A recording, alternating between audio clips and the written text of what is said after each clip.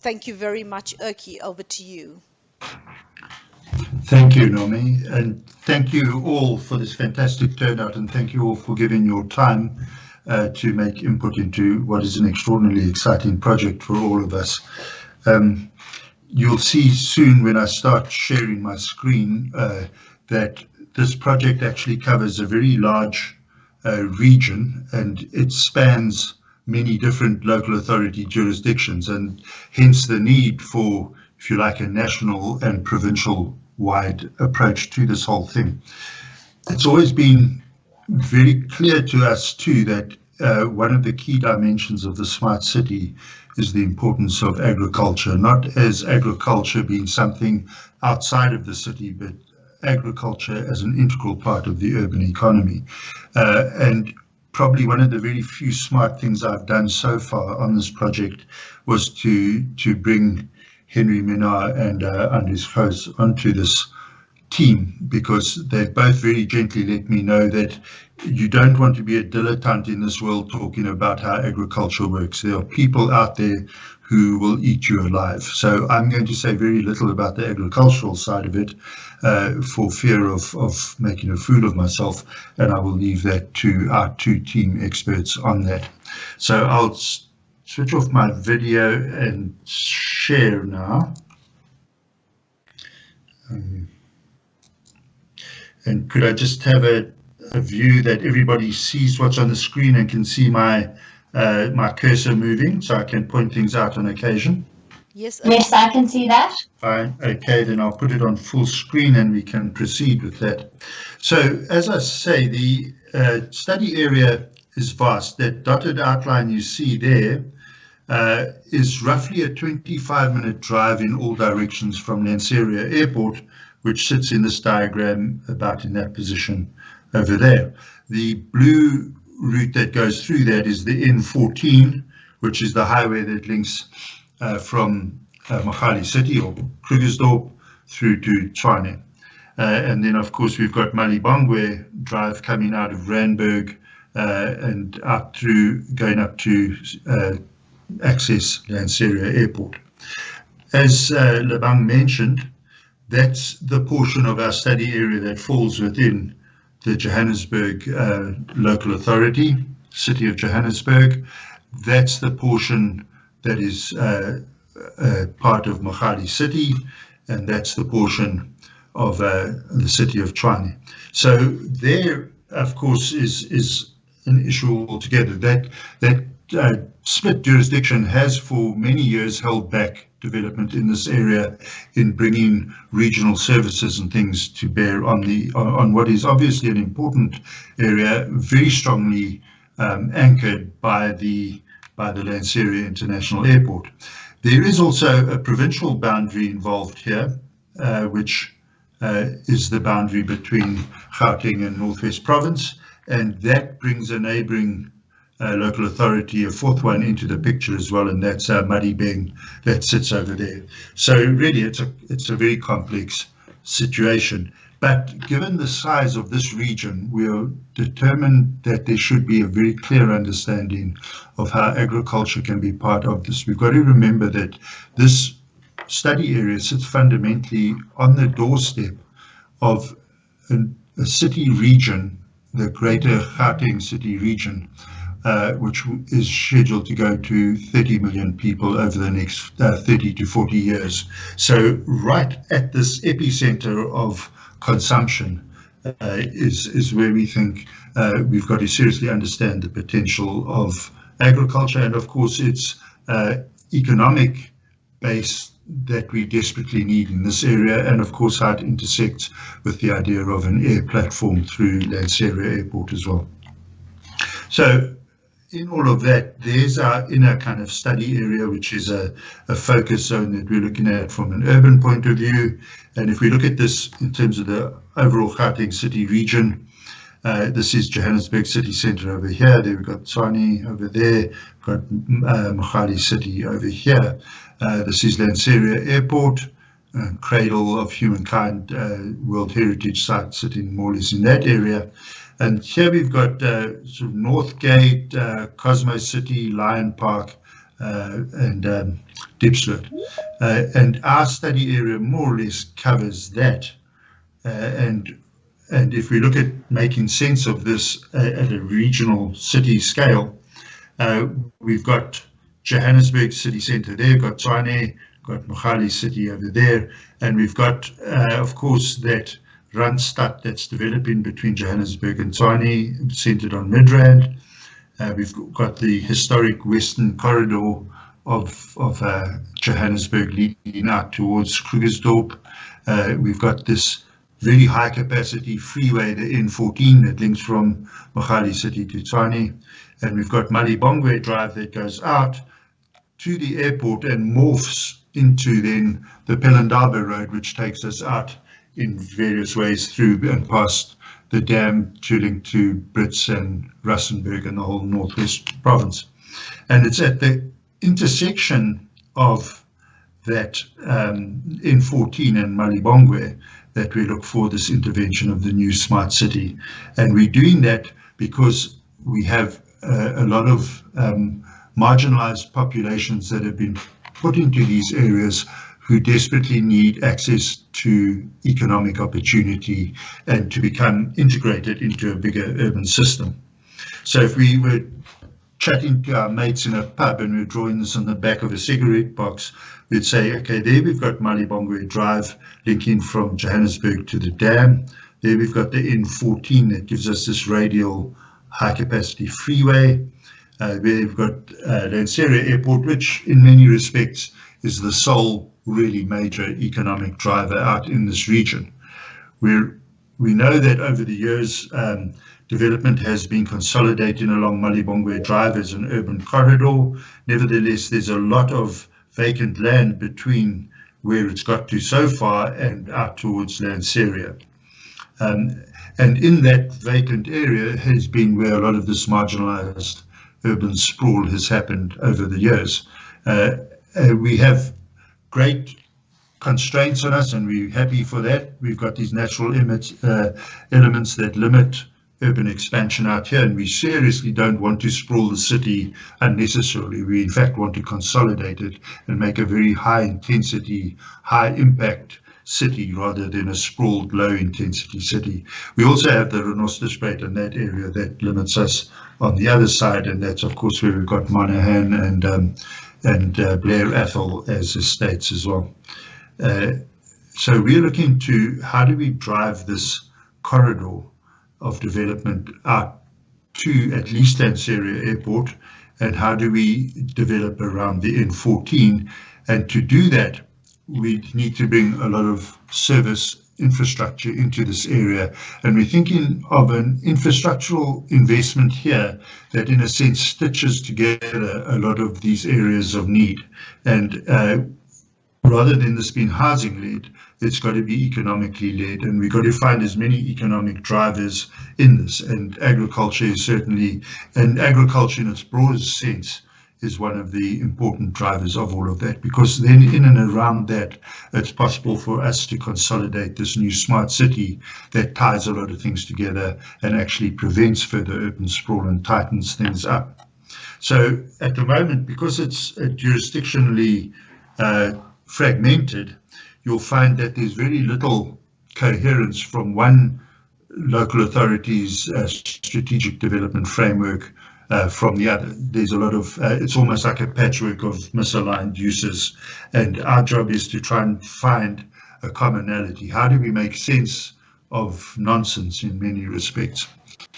So there's where our study area sits in the much bigger region, and you can see that actually it's a very poorly invested area from an infrastructural point of view, other than the N14 highway running diagonally through there.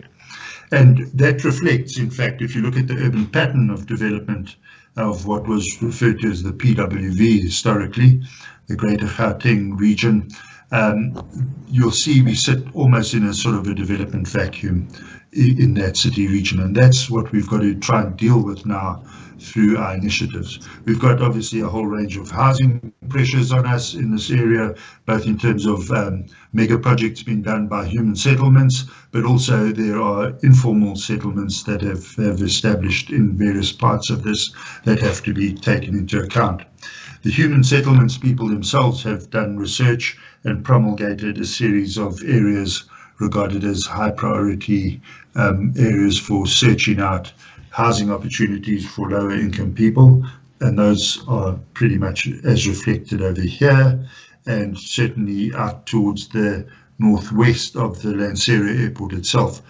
In our terms, we encourage less of this growth out beyond Lanseria, and we'd like to try and consolidate more into getting a stronger urban pattern in and around the existing infrastructure of the city region. Many people have been looking forward to development here since probably 15 or 20 years ago, and it's never been possible because of the limitations, and primarily in the form of the sanitation or the creation of water resource centres, or what used to be referred to as wastewater treatment plants. And so the Johannesburg one, which sits over here, just below the Northern Farms area in red over there, is at capacity, and potentially there's a new water resource centre to go in over here, potentially one at Lindley over here, but there is also talk of maybe a bigger regional thing as well. All of that is neither here nor there. We believe we can get going with development now early because we're doing this at a regional managed level. We believe we can start with package plants that can get development going sooner rather than later, and they can all get caught up into a bigger system going forward. Those package plants have to be properly specified, properly guaranteed, come with a management plan, and with the right, whenever it's not been administered correctly, for a central authority to step in and take it over. There are various township applications in the area. We obviously are still picking together a lot of this information. And then, of course, the Gauteng Strategic Road Network shows many road proposals covering our study area, but very few of them are actually built. And our view is to try and not build too many more roads, because that'll take valuable resource away from getting the catalysts for a serious economic driver in a more focused way. There's the airport, and our view would be to upgrade Malibongwe, but already embed with it a high capacity vehicle lane, which may be for taxis, it might be a rear via, it might even become a light rail going forward. But the PWV3 proposal is already in place, obviously, as a reserve, and that if and when we ever need more capacity to this region, that is a kind of a freeway that will be driven by many other kinds of issues as well. It won't simply be ours. Of course, one of the early things that's very important to us is how do we get public transport to this place sooner rather than later. And right now, what you see down in the bottom corner over here is the existing portion of Gautrain with Sandton Station as that red dot there. Phase one of their expansion, which they're looking at over the next 5-year period, is to extend from Sandton via Randburg to Little Falls, and then a spur taken from that line is also part of phase one, which takes you to Cradle City, to Cosmo City. And there you can see that that portion, phase one of Gautrain, will obviously deliver a lot of passenger rail into the southern part of our study area, but our real ambition is to see how do we sooner rather than later get a link that takes us out to the airport, so that we can get to that airport. And what that does is it links Lanseria Airport effectively to our Tambo Airport straight away. And so we're trying to prevail on Gautrain to become rather a city builder than simply wait for there to be enough bums on seats to warrant this, because that extension is only seen as their phase 5 extension. But they've said if they can justify it sooner rather than later, they're prepared to bring that forward. So we would very much like to see if that could be done as a city building exercise to become a catalyst for our city and potentially give us another stationed right at the epicenter of where we see the urban consolidation taking place. So there's our area. This is how we see the thing consolidating. So for all the fact that we've got this vast study area, we see the majority of it staying pretty much unsprawled from an urban point of view, and we consolidate primarily in a corridor along the N14 and in and around the existing investments in the airport. And okay, that means though that we release a vast amount of our study area effectively to the environment, to agriculture, to tourism, to heritage, noting of course that a very important part overlaps with us is the Cradle of Humankind World Heritage Site. But very importantly, these boundaries are fairly unimportant. We've got to consider what that really is, as how does our green area, if you like, become part of a much bigger green belt, which includes all three ranges in the Magaliesberg series, includes Hardebeespoort Dam, links us into the northwest region very importantly. And so that's really the diagram of consolidation that we're looking at, and that is really the portion of our study area where we're searching out urban capacity as opposed to the more environmental, agricultural and tourism-based information. Very quickly to point out, a lot of people think a smart city is a city with a lot of digital tech thrown at it. A lot of people also think it's very much a green kind of thing. It is both of those things, obviously, but it's got many, many more dimensions. And fundamentally, it's got to be compact in extent. We can't carry on sprawling. So the emphasis is on walking. It's got to be complex as well. It's no good having people living in one place and having to find work in another place. You've got to be able to live, work, pray and play in a mixed use, intense and dense kind of city and it's got to fundamentally deal with this very real South African problem of how do you deal with a few people who have a lot and a hell of a lot of people who have very little, and how do you make that spatially inclusive and democratic, because that's one of the most fundamental things about a sustainable city going forward. We've got to grow local economies, and that's why we're putting so much emphasis on various aspects related to the agricultural sector so that we can develop local economies and dual logic economies rather than just big centralist economies. We need to be public transport based. We're not going to go very far with private cars anymore. And of course, it's got to be a lot more than just taxis. It's got to go into big mass transport systems going forward. And part of this all, of course, is because people are living, working, playing in the same place, we reduce the need to commute. And so non-motorized transport, walking, cycling, become fundamental to the smart city. Of course, we've got to incorporate ecology and biodiversity as an underlay to everything. And through that, we can then start looking at energy efficiency through the way we pattern our city, and also other things like waste to energy and other ways of capturing energy.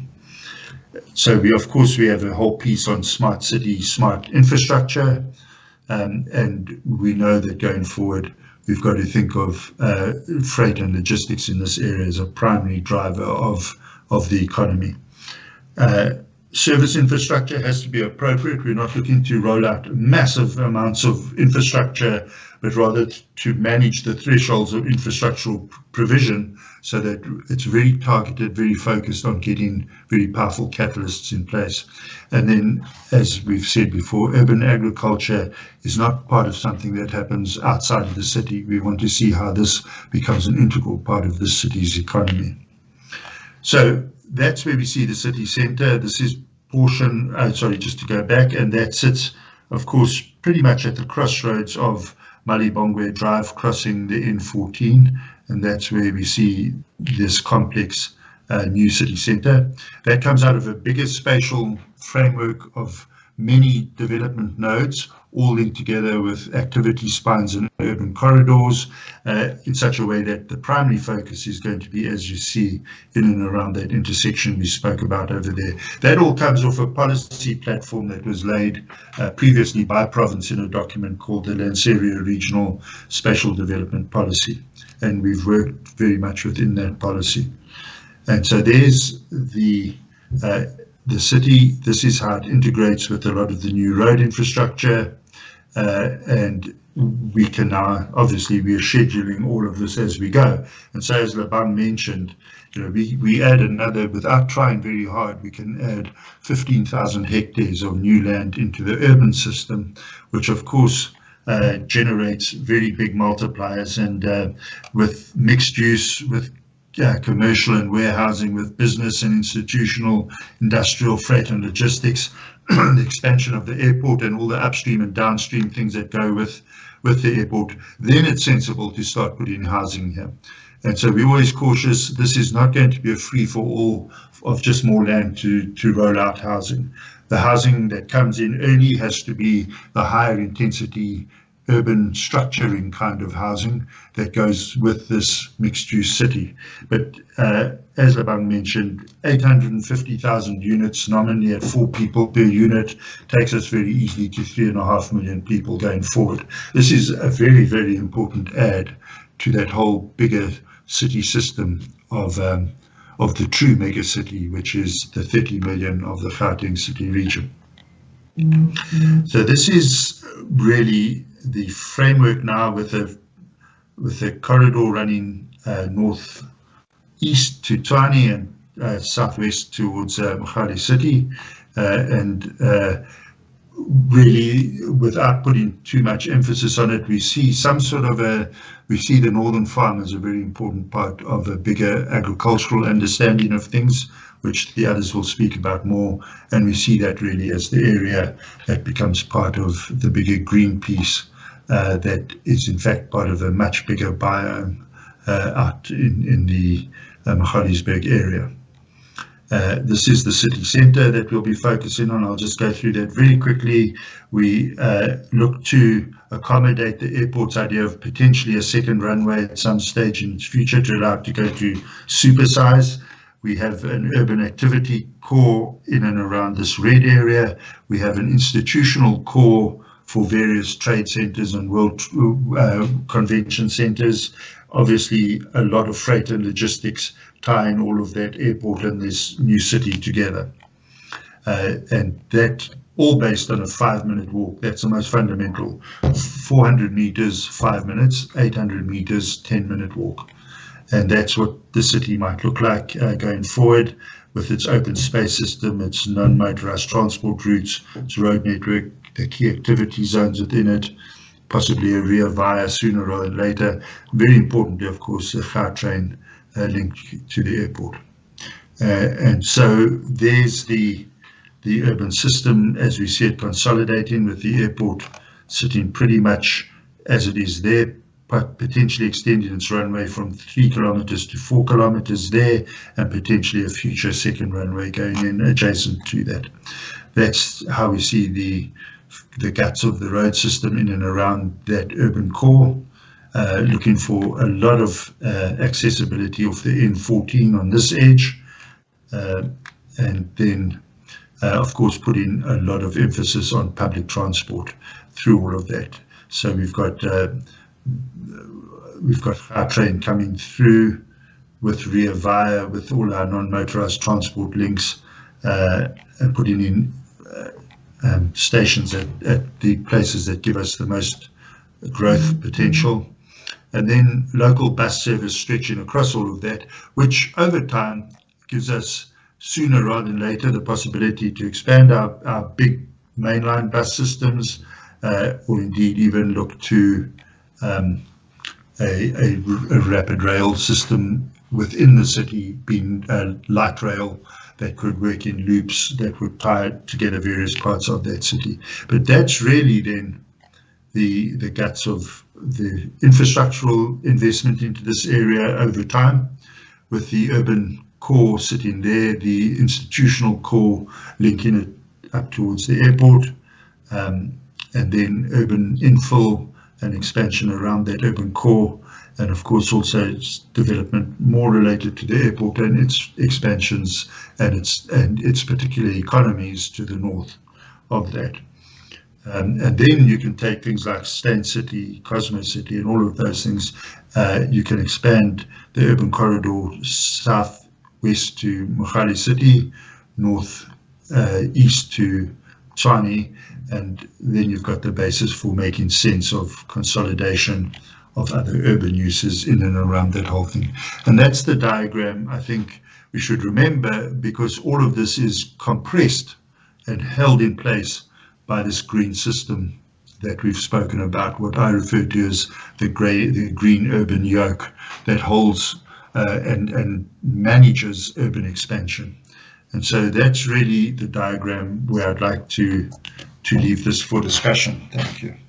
Thank you very much, Erky, for that fantastic content. So if we can pass over to Henry Minnar and Andries House, we're just bringing up their presentation now. So if you just give us a few moments, we'll share that, and then can everyone see that?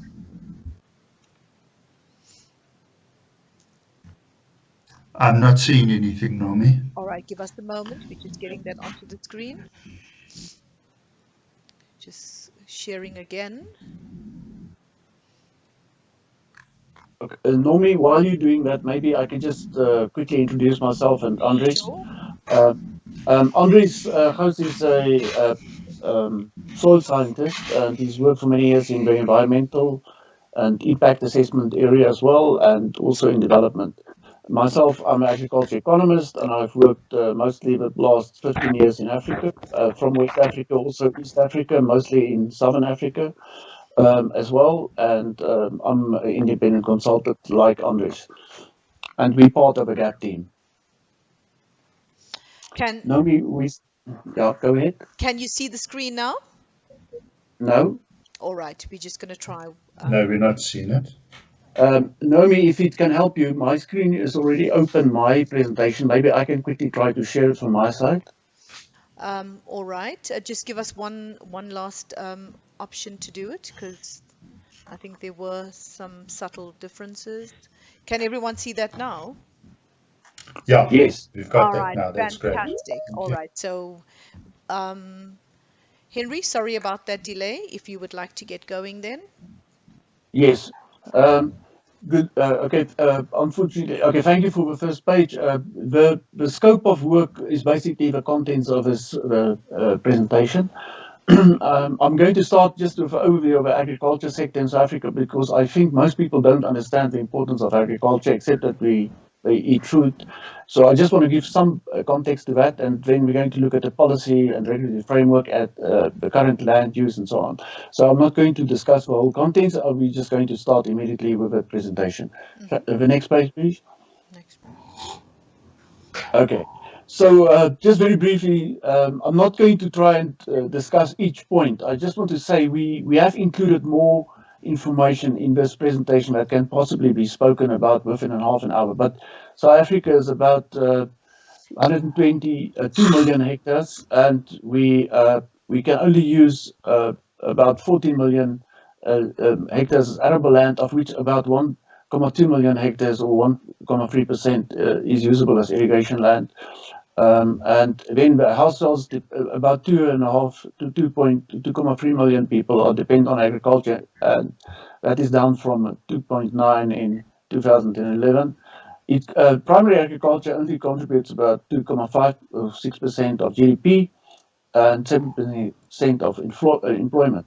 However, if you take into consideration all the backwards inputs and the forward linkages, we talk about 14% of GDP.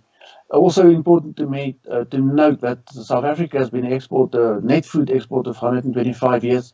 And also interesting to note, it's only one of 8 countries in the world that is a net food exporter. And I don't think many people actually know this.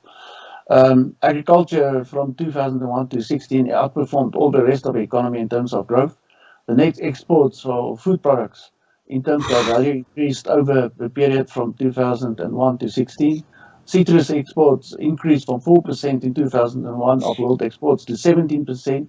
We are going to surpass within the next 5 years Spain as the biggest exporter, 21% of world.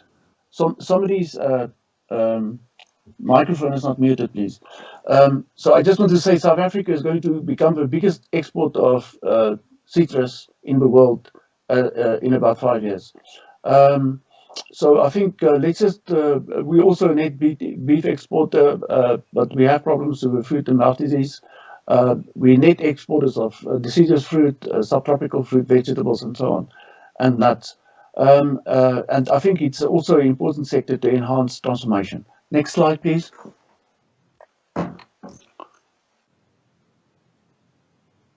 Hello, Naomi, can we get the next slide? Okay, colleagues, we have a problem here. Naomi, can we get the next slide? Okay, it's not working. I'm wondering whether Naomi has potentially fallen off because sometimes they have outages. Okay, looks like we're back there. Yeah. Can you just go back to one slide, Naomi? Can you go back another slide? You are going forward, ma'am. Naomi, can you go back to the graph? You're going forward. Can you go back, please?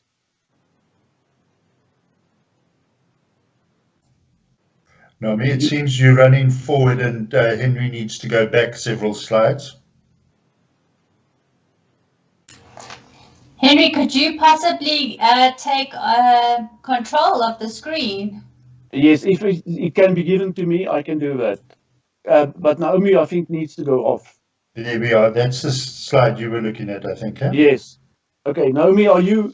Can you just put on your mic? Are you happy now? Can you continue to do this? Okay, Henry, it's Julian. Yeah, we can go now. I was using the keyboard and it didn't work, so I'm using the mouse now, so it's fine. Okay, thank you. Okay, thank you for that. We have to move quickly, otherwise we're not going to make this. Okay, so thank you, Julian. I just want to show you the trends of South African exports. If you look at the green line, where we traditionally used the exports to Europe, Asia, and Americas, if from 2009, the green line is exports to Africa from South African exports, food agriculture exports. So a huge export to Africa specifically. Next slide, please. Okay, thank you. South Africa, the agriculture sector in South Africa is the holistic system. So we've got large commercial farmers that owns land, small-scale farmers that either lease or it's traditional land. We estimate that between 2.5 and to 3.5 million households are African traditional areas, like communal areas, like in the former Transkei and so on. We estimate about between 350 to 700,000 farmers in the emerging sector. And actually, the word emerging is not 100% correct here. It's more subsistence sector here. And then there's about 11 to 15,000 small and to medium scale farmers that are growing to become commercial from the African traditional areas. And then also, but there are some farming areas that belong to the state that cannot be used as collateral. So we've got a challenge with funding.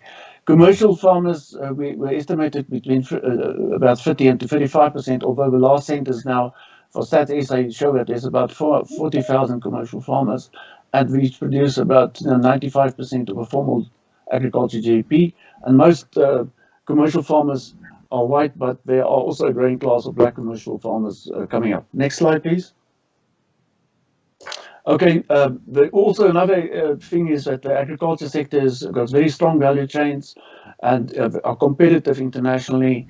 The food and agriculture, beverage and fiber value chains about 11.5% of GDP, and we've shown previously that's about 2.5% of GDP is primary agriculture.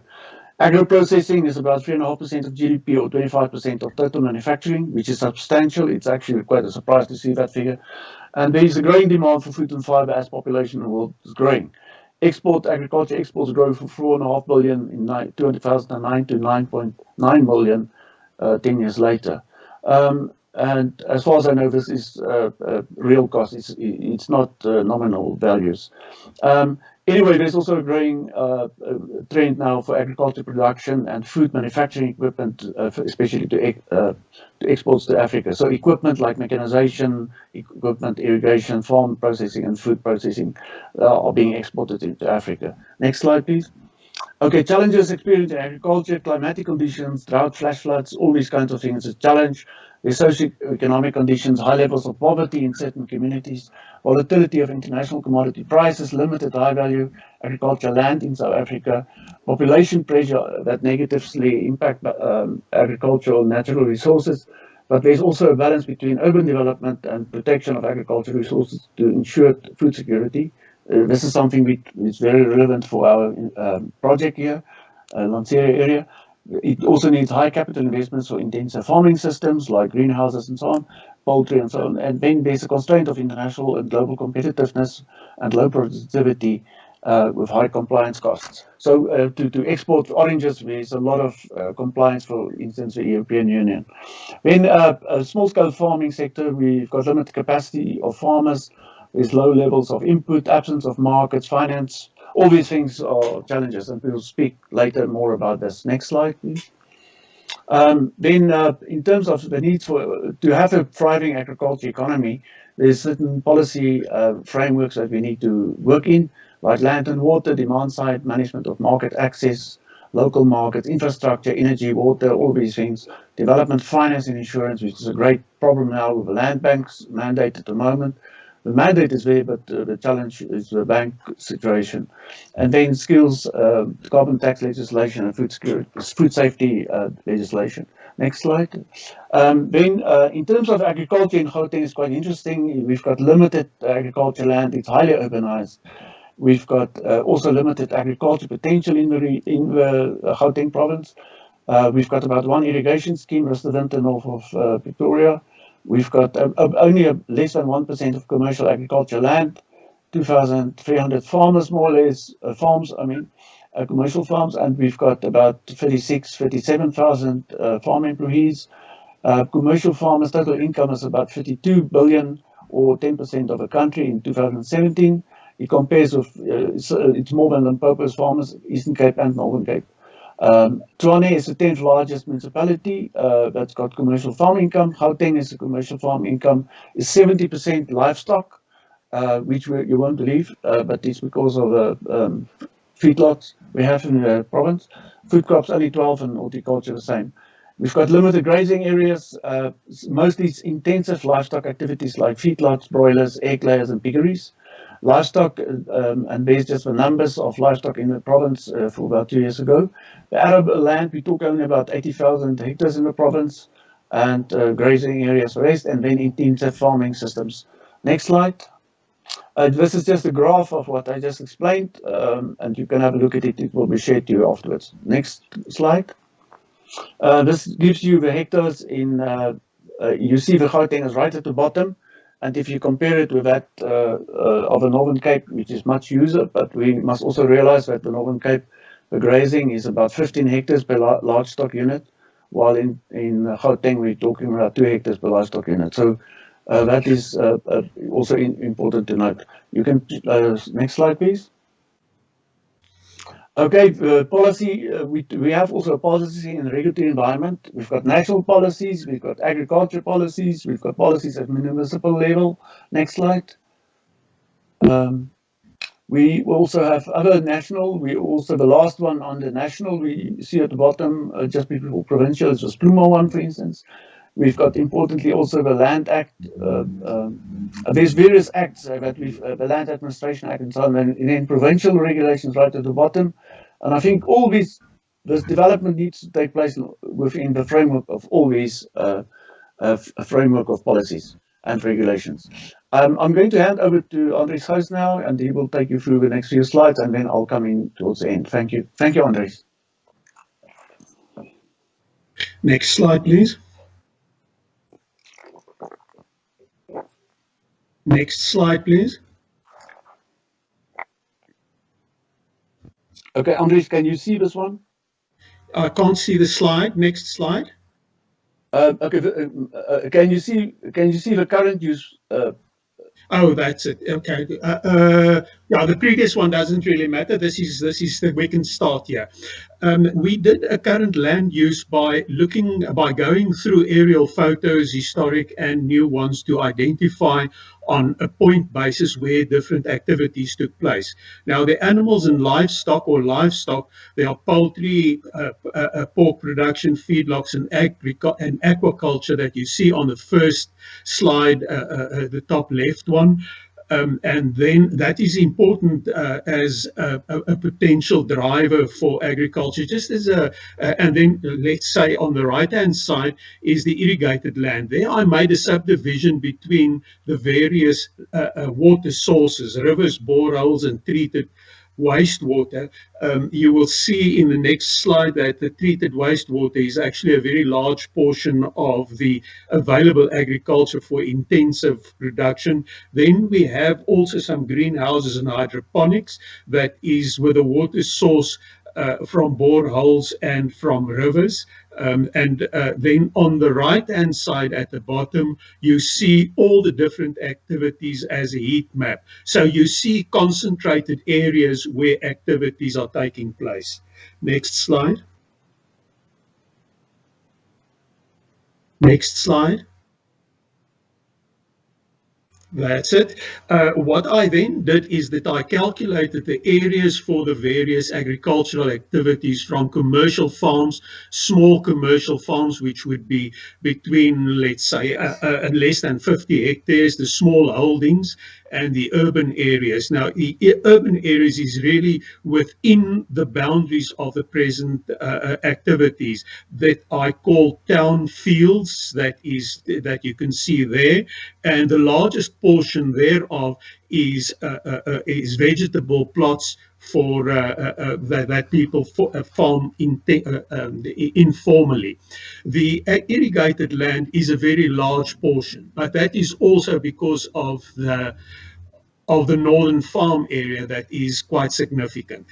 Below that, in the second part of it, you see broken down in boreholes, rainwater, rainfall, and then rivers and sewer. Now, the sewer area is, as I said, the northern farms, which is the greatest part of the irrigated areas. Next one. Just to mention there on the previous slide, there's about 2,600 hectares of the 50 odd thousand hectares that is not urban, but that is from, let's say, informal cattle production or vacant land that is not used at the moment. We find that a lot of the area is not used for agriculture, but small plots that people roam a few head of livestock, or even just horses and so on. The agricultural potential. Now, the reason for this slide is that we are looking at developing specific projects that can be the driver behind the agricultural, unlocking agricultural potential. When you look at agricultural potential development, it revolves around the technical feasibility, or is a project possible, taking into consideration the water quality, the water availability, the soil properties, topography, and then the climatic conditions. From a social environmental acceptability prospect, we need to see what activities can take place, where, and how does it fit into the urban framework. You don't want smelly stuff next to housing developments and so on. So is it then possible to do it where? And one of the very important the aspects that we need to take into consideration, are they environmentally friendly, and then looking at farm security, that at the moment is a major challenge. The institutional aspects is the agro-processing, and where does it fit into the bigger scheme of things. Financial sustainability, are these agricultural activities in the long term viable? And just to mention perhaps, and Henry, you can perhaps just mention that at the later stage, it is an important job creator. Agriculture is a very cost-effective way of creating jobs. If you look, for example, like the hydroponic units, 40 to 60 job opportunities per hectare. So it is cost-effective and a major producer, provided that one can look at the access to labor from the informal settlements or from the more formal settlements. Next slide, please. If you look at the water sources, agriculture is highly dependent on available good quality water. Now, if you look at the groundwater specifically, the granites are normally very poor yielding aquifers. The water quality normally is very good. If you look at the northern and the far eastern portions, they have high water quality, but it is also the areas where the poor soils are poor and the steeps and the slopes are a little bit excessive. From a groundwater perspective, it is insufficient for large-scale development, but it opens up opportunity for more intensive agricultural activities where we can look at hydroponics and where we recycle water and greenhouses and nurseries, etc. Next one, that is from groundwater specifically. If we look at the availability of surface waters, there are a number of bigger streams that can make water available, but from a strategic level, I see that Rens Botha was part of it, and I received an email from him that indicates that from a strategic level, there is a lot of demand for water in the Lapalala area, for Eskom, also industry and mining, and then domestic use. It is unlikely that further irrigation development water will be supported from the Department of Water and Sanitation. One must go through this process. It is just important also to note there that all the activities regarding agriculture and the use of boreholes and wastewater and surface water is subject to licensing and approval from the Department of Agriculture. The wastewater treatment works, the largest one where significant amount of water is available is from northern farms, where 10 to 12 megaliters per day is available. That is at the moment used not as effectively as one would like, but that can increase and create also further development activities. The extent of the area that is irrigated on a full-time basis is about 650 hectares. Now, that is permanent irrigation. If we look to scatter that a little bit better to accommodate only supplementary irrigation, then that of course can be somewhat higher. From the soils perspective, unfortunately, we sit in an area where most of the soils derived from granites. Granites are notoriously shallow soils on the ridges with isolated patches of deeper soils. Ferricrete is very common, and that also gives you seeps from a wetland perspective that needs to be protected. So the cultivated area really is necessary only where there is water available, and that is the reason why intensive agriculture is perhaps a little bit more focus where we should focus. Next slide, please. From the climate, if you look at that top slide, looking at the temperatures, the temperature is variable but fairly predictable. But the area also experiences severe crops that need to be taken into consideration when we do crop selection. The rainfall at the bottom is actually very interesting. 80% of the rainfall falls from October through to April. The total, or the average, is 600, but as you can see from the grey shades, that it is highly variable. Now, if you go back to the soil side, the soils are very shallow, and the ability of the soils to capture water and keep it for agriculture for a long period is very limited, which means that a lot of this water runs off as surface water that then feeds the wetlands and then ultimately runs into the bigger rivers. So from a rainfall perspective, the normal cultivated crops like maize production and so on is really not on. Wind can be a problem for deciduous fruit and needs to be managed. Next slide.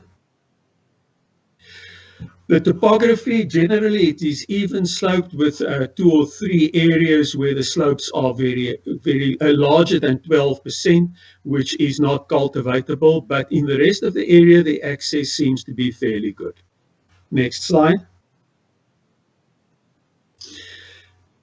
The focus areas, I'm not going to say much about this. I think that Henry in the next slide is going to deal with it in more detail. What we had a look at is that if we look at specific potential zones for development, we identified some for horticulture, some for irrigation, and some for tunnel development, or protected areas that one can look at and expand a little bit further. The irrigated areas are from both runoff, the present systems, or availability, and from groundwater.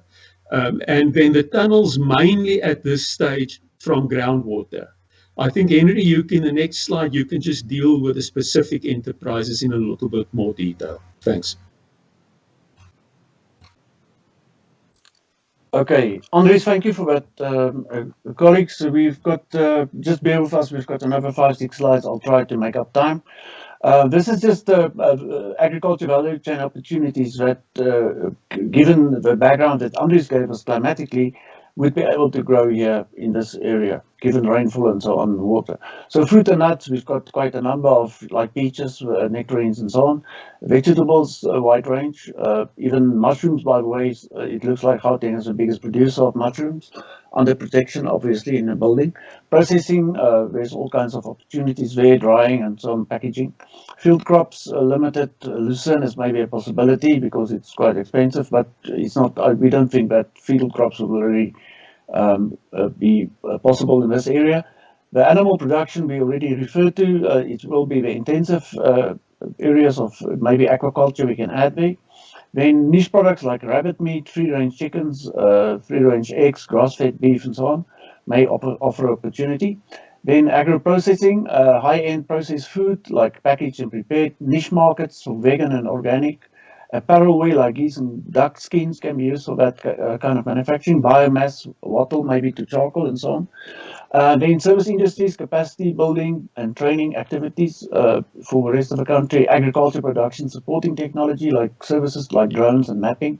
Supply of inputs like seed and fertilizer. Game farming is a small possibility. And then agritourism, also essential oil and medicinal plants. And okay, the next one, thank you.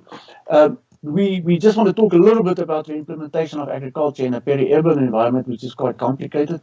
We looked at rural agriculture villages, was familiar in Europe and other places in Africa and also in the Far East, where the farmers actually stay in the towns, but they go out to their farms. They don't build a house on a farm because the farms are quite small, and they rather walk in the mornings to the farms from the village. Villages are usually constructed on areas that are poor soils for agriculture or cannot be used for agriculture purpose, like up in the hills and just poor soils or even different kinds of reasons. But mostly agricultural land was used for agriculture in history. Then agriculture villages is a concept that's been developed by the government in the past 20 years. We looked at the literature. Mostly in KwaZulu-Natal for subsistence farmers, but due to lack of government support, it actually didn't continue to be viable.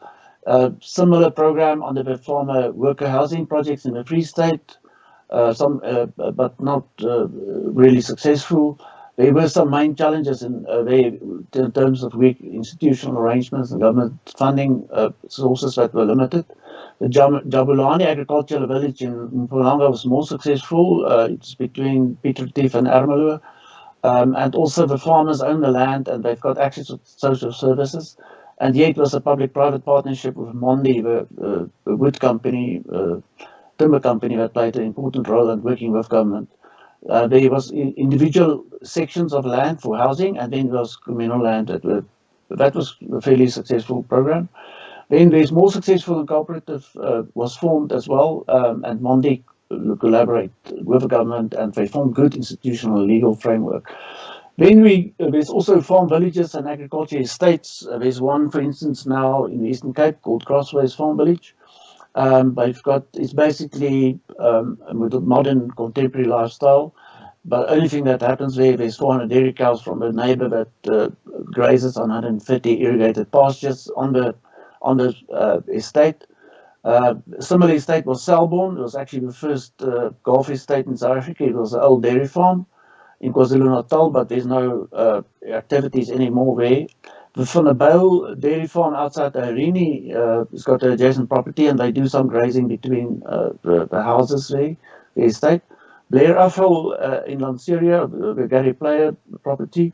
As far as I know, there's no agriculture activities, but I think there may be horses. So, but I want to say, although this farm villages or this more modern way of living haven't actually succeeded in developing real crop production, I think it does offer opportunity to reconsider it. And I'll just after this meeting, after my presentation, will ask a colleague just to say something more about this. I think what is very important, transformation models in South Africa to work, there needs to be a public-private producer partnership. And this is a concept that the United Nations International Fund for Agriculture Development, IFAD, developed in Rome and implementing right over the world. And they very strongly believe that government should work together. They should work together with the farmers, with producers. And there's some beautiful examples in South Africa is what the National Wool Growers Association did with farmers in the Eastern Cape and in the communal lands of the former Transkei and Ciskei, where they help them to grow. It's just a fantastic story, that one. The agribusinesses, there are many of them, Agri, Sendes, Kaap Agri, all of them doing mentorship, training, extension work. Cotton SA turned the whole cotton industry about 7-8 years ago on its head. They work together, big farmers, small farmers, everybody out together, the whole value chain. Lona Fruit is doing wonderful stuff in the citrus industry. Two a Day is an apple company in Grabo. They are doing very interesting work. The fruit company, the Fair Fruit Company is Quinton Naidu. He's part of this meeting. I'm going to ask him just to say quickly something about this program. I was last week in Humansdorp Co-op in the Eastern Cape. We can go to the next slide, and I'll say more about that later. Next slide, please.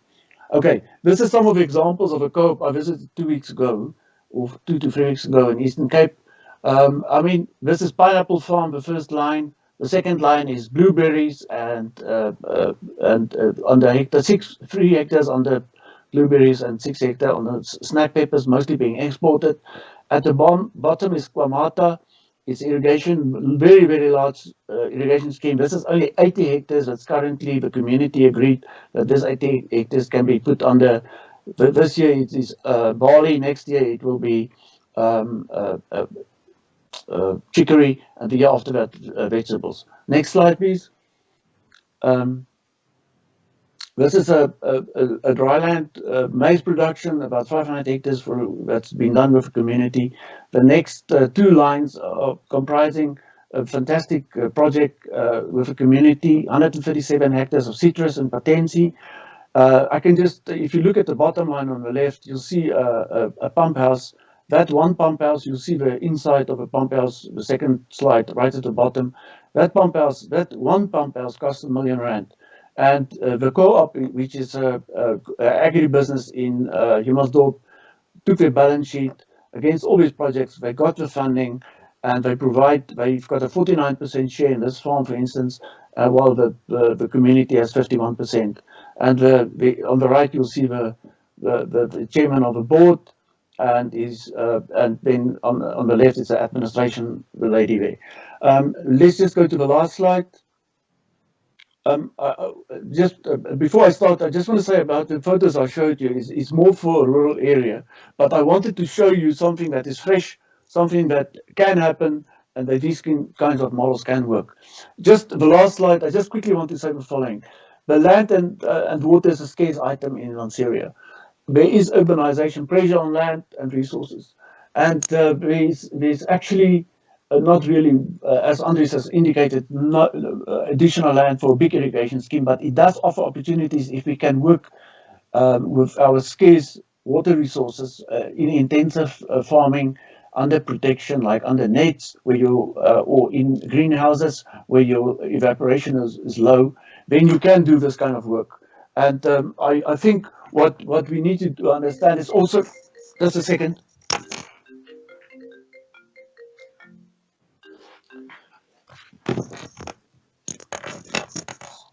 Um, Sorry, I do apologize. I just had to switch off the cell phone. So the transformation projects, there are possibilities for, as I showed previously, that we need a public-private partnership and producer partnership. Food and market gardens are possible for household security or for household food security. Then communities, a major share of and private sector. It's very important that they get a major understanding but that there's a collaboration with private sector, and that private sector should actually have skin in the game. Intensive production of fresh produce is very important. There's scarce land and water resources, therefore intensive production, as we alluded to earlier in our presentation. Private sector development initiatives work best. Government support for establishment and capital and working capital is very important, but together with private sector funding like corporate social investment and so on, and the jobs fund and other funding opportunities. Market links is very important, that it should be formalized and that it should be firm, and that value chains and supply chains be linked to local markets. Ensure that quality and food safety standards are being adhered to, like HACCP, Global Gap, and so on. SPS, sanitary and phytosanitary measures should be in place. Targeted land should be divided, but in viable business entities and to ensure long-term sustainability and profitability. Production activities should be well managed. Post-harvest handling should be professionally conducted, and integrated cold chain should be implemented. Communities need to be capacitated to conduct the work at all levels, and they should be trained. And there should be continuous mentorship and arrangements for training, production, packaging, and so on, for final quality and safety and cooling and so on.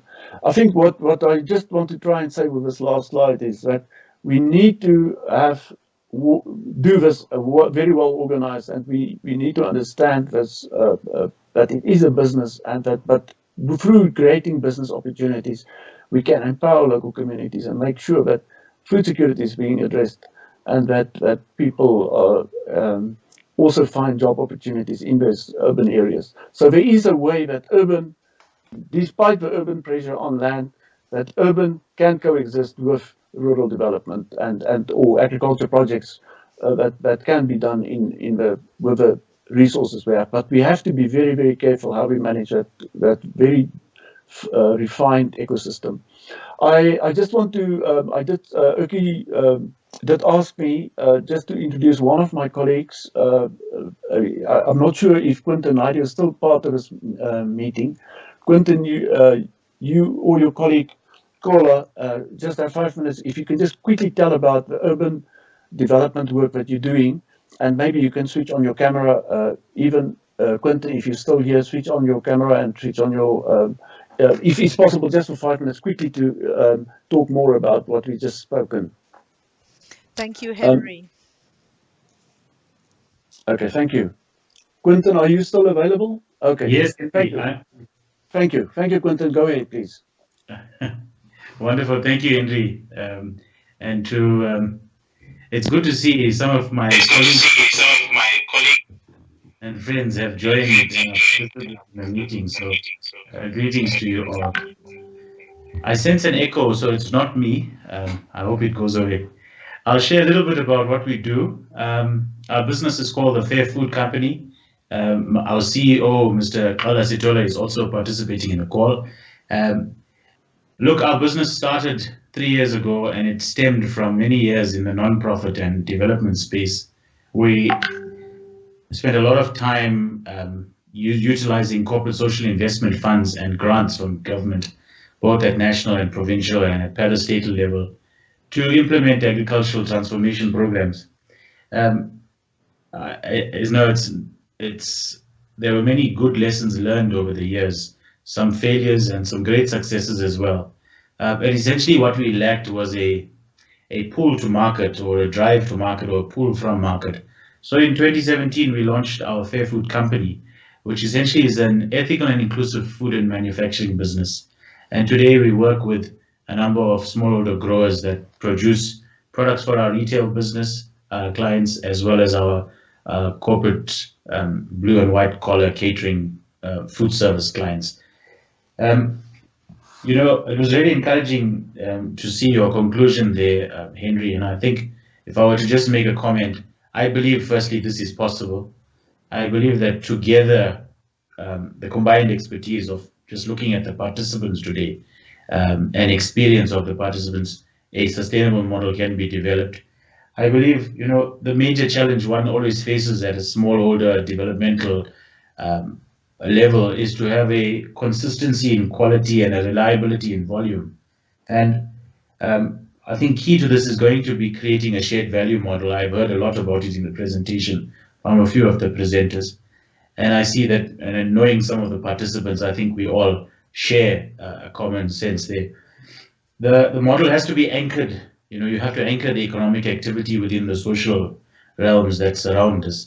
And I think that's also going to be a very important consideration in how we organize the production.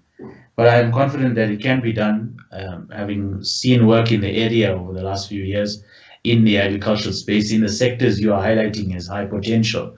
I'm confident that it can be done. And looking back on our experiences in the Fair Food Company and the shared value model we've pioneered, including a shared equity model, it does take time, and one has got to build the social capital that's required. And one must remember two important things. Agriculture is a science, and secondly, agribusiness requires competencies. And so when dealing with a constituency that could be challenged in the science, or perhaps semi-literate in some cases, one needs to allow for time for the transformation to happen. So thanks for the opportunity to share, but Henry, and we're from the Fair Food Company, we're willing to work together and eager to contribute if we can. Thanks very much.